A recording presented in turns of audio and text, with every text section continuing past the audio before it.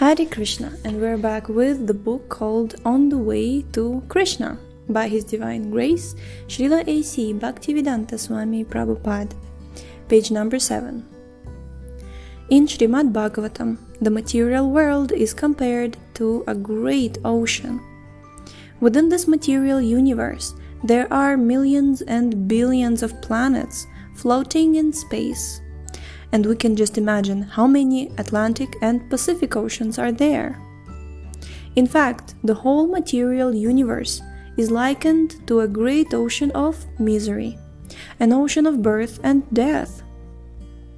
In order to cross this great ocean of nescience, a strong boat is needed, and that strong boat is the lotus feet of Krishna.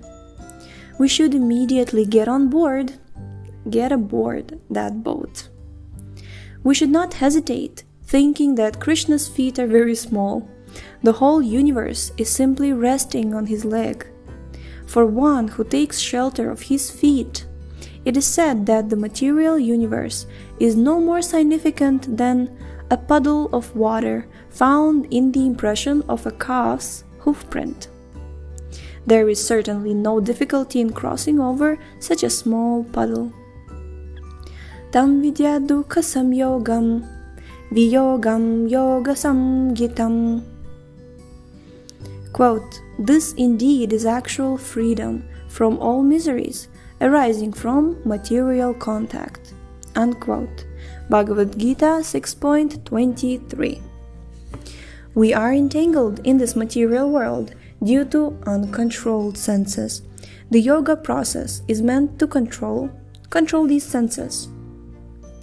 If somehow we can manage to control the senses, we can turn our face to actual spiritual happiness and make our lives successful. Okay, here comes 3 verses from Bhagavad Gita. Sanishchayena yoktavyo yogo nirvinna chetasa sankalpa prabhavan kamams tyaktva sarvana sheshata Manasyayvendriya gramam viniyam yasamantata shanay shanair uparamed buddhya driti grihitaya atma samstham manah kritva nakinchedapi chintayet yato nischalati manaschanchalamasthiram tatastato niyam yaitad atmanyeva vasham nayet. Quote, one should engage oneself in the practice of yoga with undeviating determination and faith. One should abandon, without exception, all material desires born of false ego, and thus control all the senses on all sides by the mind. So by the mind. Gradually, step by step, with full conviction, one should become situated in trance by means of intelligence, and thus the mind should be fixed on the self alone and should not think of nothing else. From whatever and wherever the mind wanders due to its flickering and unsteady nature, one must certainly withdraw it and bring it back under the control of the self. Unquote, Gita 6.24 and 24 to 26. The mind is always disturbed. It is going sometimes this way and sometimes that way. By yoga practice, we literally drag the mind to Krishna consciousness. The mind strays from Krishna consciousness to so many exterior objects, because from time immemorial, life after life, that has been our practice. Due to this, there may be great difficulty in the beginning when one tries to fix his mind in Krishna consciousness. But these difficulties can all be overcome.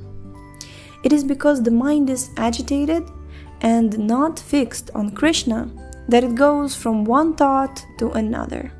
For instance, when we are engaged in work, Memories of events that happened 10, 20, 30, or 40 years ago may suddenly come to our mind for no apparent reason.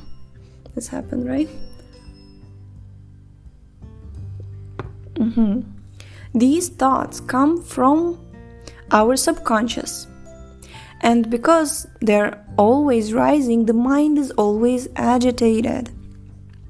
If we agitate a lake or a pond, all the mud from the bottom comes to the surface. Similarly, when the mind is agitated, so many thoughts arise from the subconscious that have been stored there over years. If we do not disturb a pond, the mud would settle to the bottom. This yoga process is the means to quiet the mind and allow all these thoughts to settle. For this reason, there are so many rules and regulations to follow in order to keep the mind from becoming agitated. If we follow the rules and regulations, gradually the mind will come under control. There are so many don'ts and so many do's, and if one is serious about training the mind, he has to follow them. He acts whimsically. If he acts whimsically, what is the possibility of the mind being controlled? When the mind is finally trained to the point where it will think of nothing but Krishna, it will attain peace and will become very tranquil. Prashantamanasam hyenam yoginam sukhamuttamam upaiti shantarajasam brahmabhutam akalmasham. Quote, the yogi whose mind is fixed on me verily attains the highest happiness. By virtue of his identity with Brahman, he is liberated. His mind is peaceful, his passions are quieted, and he is freed from sin. Unquote, Bhagavad Gita 6.27.